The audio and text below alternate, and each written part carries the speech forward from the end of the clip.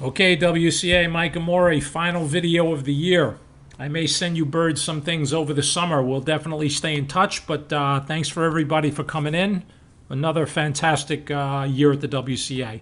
All right, this is a video for all of you. We're going to look at a game played by Harry Pillsbury.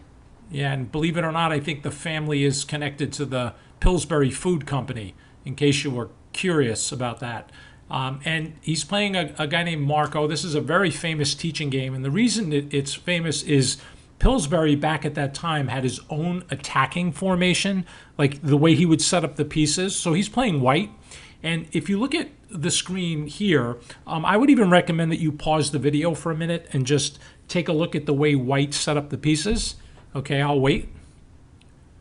Very good. Luca, pause the video. Thank you. Okay, so if you looked around long enough, there's a couple of observations. Clearly, white has not castled yet, and white has these pawns on the dark squares and this stone wall set up. There's a big hole here on e4. Hopefully you can see my mouse. Do you see that hole there? Yeah, that can be a big problem if black occupies that square with some pieces. The other thing to consider is, like, where would he be going from here? So in the actual game, he castled his king, and his idea, and this is called the Pillsbury attack, is to put this knight on e5. Just stick it in the middle of the board, have it supported by two pawns, and then play ideas like queen f3. I guess that's like a queen lift. And then slide her over to h3 to provide all this pressure on the h7 square. And if you can get away with that, then you just have to trade the knights. So you see that this knight here can't take back because of checkmate. And then on your next move, you just take that knight and then checkmate the king. So wouldn't chess be easy if you could move, 10 times in a row? Okay, let's think about this for black for a minute. If you look at the position that we had here, black, let me flip the board here for you. Over the years, you got to remember this was played in 1900, right? So black had trouble defending this setup for a long, long time. And one way to play here, like in the game, you're going to see the move c4, which is not a terrific move. And I'll explain why when I turn the board back around. But from this position, there have been players with the black pieces who have taken on d4 first. And when you take there and white takes back, you see how that e file has opened up, number one? And then they follow up with this idea of putting the knight on e4. And the bishops are kind of confronted now. And what's happening is all of these pieces that white set up to attack with could get traded off. Like, you could easily imagine this trade going on, and white could continue in a number of ways here. But anytime that they decide to capture in the center, you're going to take back, and you'll see that, this bishop is attacked now. So let's say it goes to c4. You're going to see this bishop on b7. You see how it's kind of extended its power? Because the d pawn has now been pushed. So the c file would be used by a black piece. And then this bishop here is clearly stronger than it was a minute ago. And then there's always the tactical possibility of this pawn moving someday, even if it's a pawn sacrifice, and then opening up this bishop. But let's go back to the game, and I'll show you first how we got here. So this is the position we're going to look at. This is what we started with, and let me show you quickly how we got there. It starts as a queen's gambit declined, knight c3, and I explained in class to some of you that this opening is really a battle over the d5 square. At least early on it can be. So bishop g5, a dark squared bishop, fighting for a light square because it's pinning a piece that's defending a pawn. And you have to be very careful playing moves like h6, because now when the knight comes off, if you don't want these pawns shattered, you have to take with your queen, and then you can see that white is going to win a pawn. So h6 is not played, but normally bishop e7, breaking the pin, getting ready to castle. e3, castle, knight f3, and now b6. So it's clear that black is going to fianchetto. Bishop to d3, bishop to b7. And now an important moment in the opening. As soon as black commits the bishop to b7, white decides to exchange pawns in the center. And it's important to know why.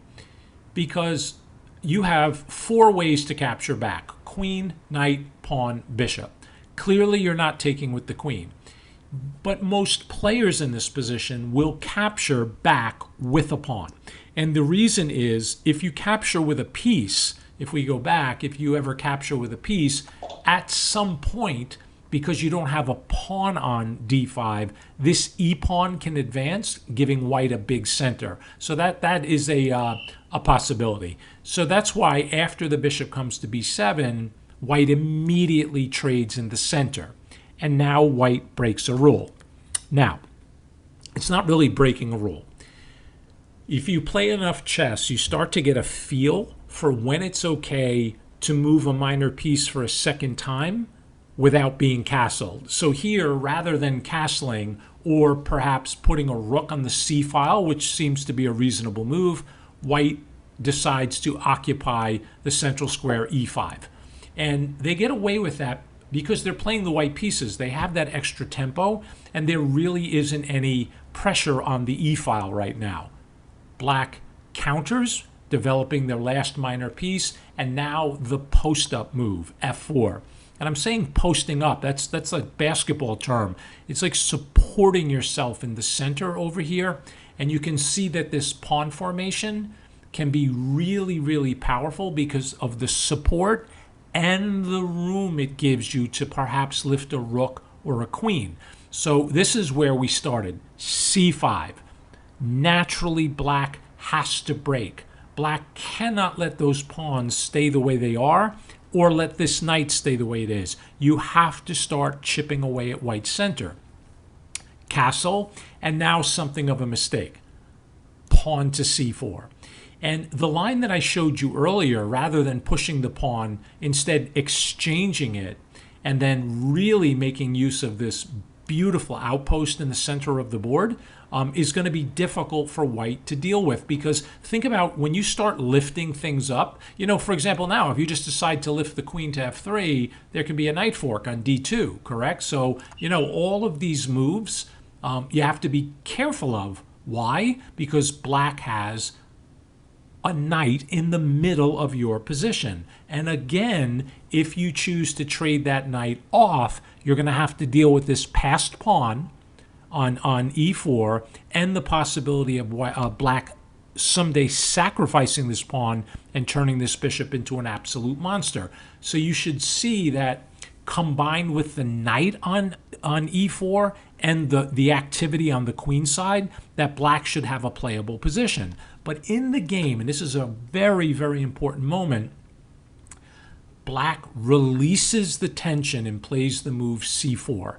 And when c4 was played, you know, white obviously is going to move the bishop. I think the computers like bishop to f5, and I know Leah and a couple of other students like this move, bishop f5. In the game, Pillsbury puts it on c2. But the problem with this pawn move, and even though it did gain a tempo, is it gives black really one plan, and it's to pretty much play on the queen side. It's not quite the same if you try that maneuver in the center, because if this pawn ever gets captured over here, this pawn could become an issue. I hope you guys can see that. I don't want to move the pieces. So black continues with his plan of playing on the queen side, except white lifts the queen. So white's intentions are very, very clear. Swing the pieces over, get black to move a pawn in front of their king, take advantage of those weaknesses, win the game. Black is going to get play. b5. They are playing on the queen side. The problem always is, if you attack my queen side when my king is in the other sector, the most you can do is win a pawn or a square or a file. If I attack you where your king lives and I succeed, I'm going to get the king. There's a big, big difference. So after b5, how does white continue? Okay, pause your video. Let's put a little work into this. What do? queen h3. And there's already a whole bunch of threats. Don't start moving pawns in front of your king like on h6, because probably just going to sacrifice and play a move like rook f3, and black's going to get crushed here. So if you're going to move a pawn, the move g6 at least has a very, very strong wall here, stopping this bishop. You guys see that? So how to continue is white. Beautiful move. Now you see the idea behind the Pillsbury attack. Pawn f5. Simply opening up the position, using the f-pawn as like a battering ram. b4, coming after the knight. But this is one of those cases where white can ignore it and just takes on g6. You probably do not want to take that knight because of a move like rook takes knight. Remember, all I have to do is stop you from defending h7, and I'm going to checkmate you there. And if you finally give in to take, the sacrifices just keep coming on g6, and white is going to crash through. So that's why back in that position, he didn't take the knight yet. So here, after so g6, f5, b4, pawn takes, and he took with the h-pawn. If you take with the f-pawn, I'll show you here, you guys should see that there's a nice juicy square there on e6, and you're going to get hit with a check. And that's really, really strong. You put your king in the corner, and, you know, I'm going to take a knight. I'm not interested in anything else. I want that knight. Now the question is, how do you take back? It's not so easy. The bishop is attacked twice if you move this knight. And if you take with your queen, bishop takes check is going to win the queen. You guys see that? Yeah, it looks pretty good. So that's why after pawn takes, he took with the h-pawn. Queen h4, sacrificing the knight on c3. Pawn took the knight, and rather than take back, which still would have been fine, knight takes d7. And here's where the tactics start. Try to appreciate the power that white has put into this position, especially how they're taking advantage of these dark squares. Now what to do? You just lost a piece. Queen takes d7 and rook takes knight. You cannot take this rook. If you take it, you should see there the mate is unstoppable up here. There's no way to stop that. You cannot take that rook. So a5 was played. Why? It's a defensive move. It's designed to bring this rook up the board to defend on the side. Now here, white could probably crash through and just take on g6, but I love his next move. And again, when you look at these attacking moves on computers, the computers will find things the humans don't. But I love white's next move. I guess Pillsbury didn't see anything concrete at this moment, so he brought in the last piece. Remember these concepts, my dear friends. Bring in the last piece. You're playing in a tournament game. You feel you have an attack. You're doing your best to calculate, but you just don't see something to the finish. Okay, what do? Resign? No, you're not going to resign. So take something that makes your position stronger, like bringing the rook to the half-open file. There's the attacking move, the defending move. You see how this rook is trying to relieve some pressure on this line? But after bishop takes g6, the game is over. How do you stop the mate on h7? So if you take the bishop, beautiful combination. I want you to do this. I'm going to tell you the first move, and I want you to pause the video and see how deep you can find this, okay? I'm going to tell you the first move, but I'm going to let you know it's about 6 or 7 moves all the way through until you have a completely winning position. You ready? The first move is king h1. No, it's not king h1. That's just totally messing around. The first move is rook takes rook check. Okay, stop the video, calculate till the end. Okay, man, there's no way out of this. You cannot move the king. There's like a bunch of checkmates. That's just one of them. You have to take the rook. So you take with the bishop, and then guess what? You get hit with the same move, check.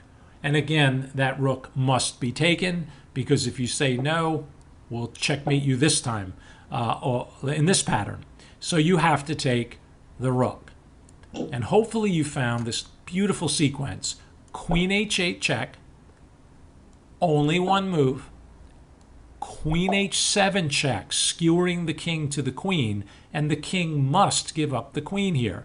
If you move the king to e6, game is over. That's not good. If you move the king to e8, same thing here. I mean, just check out this killer bishop. Absolutely beautiful. So what to do? Sorry.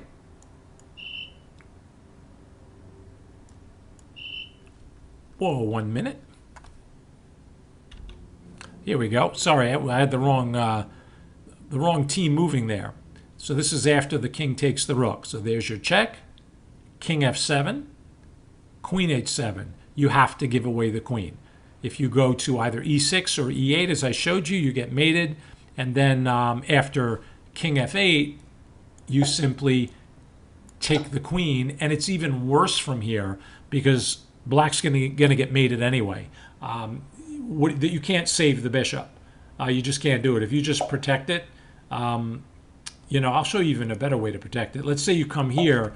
So I could just play queen here and win your rook. But how about bishop h6? Beautiful pattern. Okay? I hope you enjoyed the game. It's a real classic. Yeah, Pillsbury-Marco. All right, Grandmasters. Have a great summer. I'll be in touch, though.